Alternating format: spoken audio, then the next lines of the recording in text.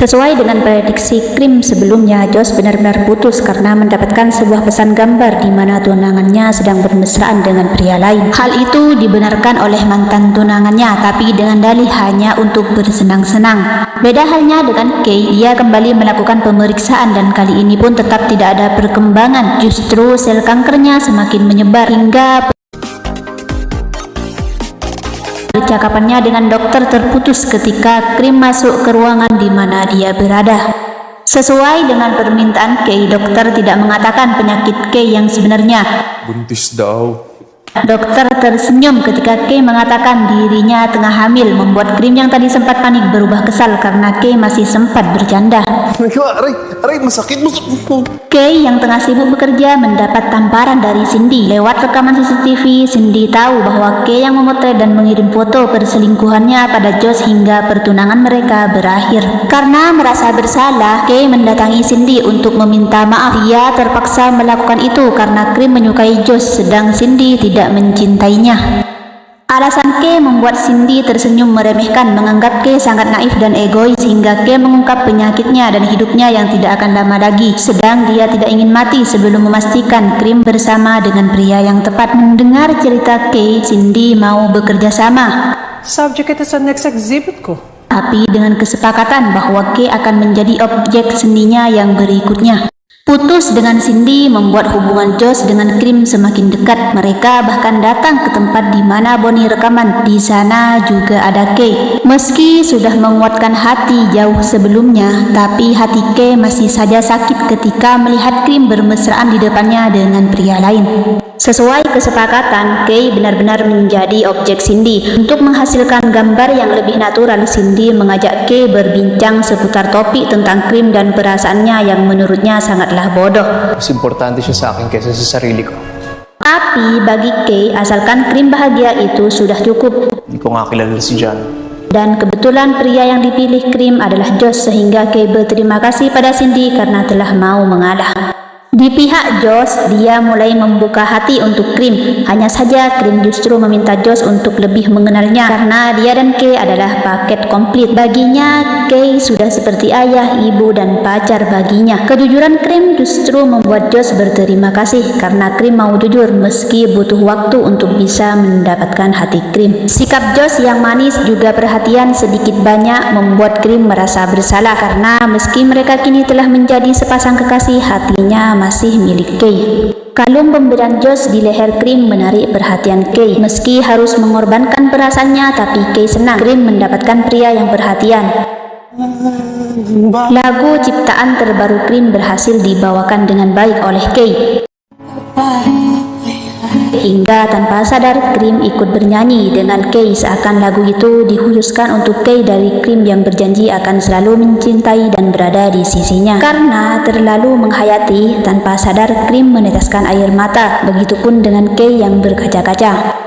Karena Kay adalah orang terpenting yang dimiliki oleh Krim, Josh meminta Kay untuk menjadi pendamping Krim dalam acara pernikahan mereka nanti. Juga akan mengambil alih tugas dalam menjaga Krim ketika nanti telah menjadi seorang suami bagi Krim. Josh dapat melihat kesakitan di mata Kay, tapi dia harus melakukan itu agar suasana tidak menjadi canggung nantinya. Sebagai satu-satunya orang terdekat Krim, Kay kini menemani Krim dalam memilih gaun pengantin. Karena tidak ada Josh, maka Kay mendapatkan tugas dalam mencoba jas pengantin. Tentu saja Krim senang menggunakan baju pengantin dengan Kay karena inilah yang sebenarnya dia harapkan hingga membuatnya ingin mengabadikan momen itu dalam sebuah foto.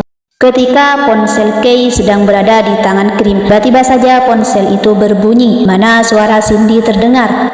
Phone ko to, di ba? Ba't mo sinagot? Sontak saja Kay tanpa sadar memarahi Krim karena asal mengangkatnya. Sedang bagi Krim merespon Kay seperti itu karena mengira Yakin mo na?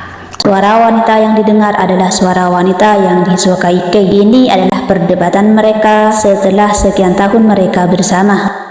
Begitu sampai di tempat pemotretan, Kay tentu saja memarahi Cindy karena asal bersuara di saat dia tahu yang mengangkat ponselnya adalah Krim. Dia tidak ingin Krim salah paham yang nantinya akan berakibat pada hubungan Josh dengan Krim. Andai bisa egois, tentu saja Kay ingin hidup dan bisa bebas mencintai Krim. Hanya saja dia sadar semua hanya angan yang mengharuskannya cukup mencintai Krim dalam diam meski itu menyakitinya. Gusto ko pa siyang mahalin. Cindy terdiam melihat Kay meneteskan air mata. Tidaklah seorang laki-laki menangis untuk wanita, melainkan pria itu sangat mencintainya melebihi dirinya sendiri.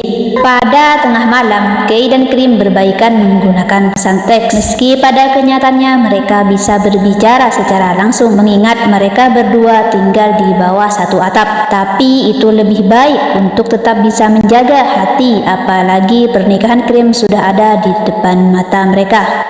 Pernikahan antara Josh dan Cream akhirnya tiba. Cream nampak sangat cantik dalam balutan gaun pernikahannya. Dengan didampingi Kay, dia melangkah menuju altar pernikahan. Tidak dapat dipungkiri, Kay menahan sakit.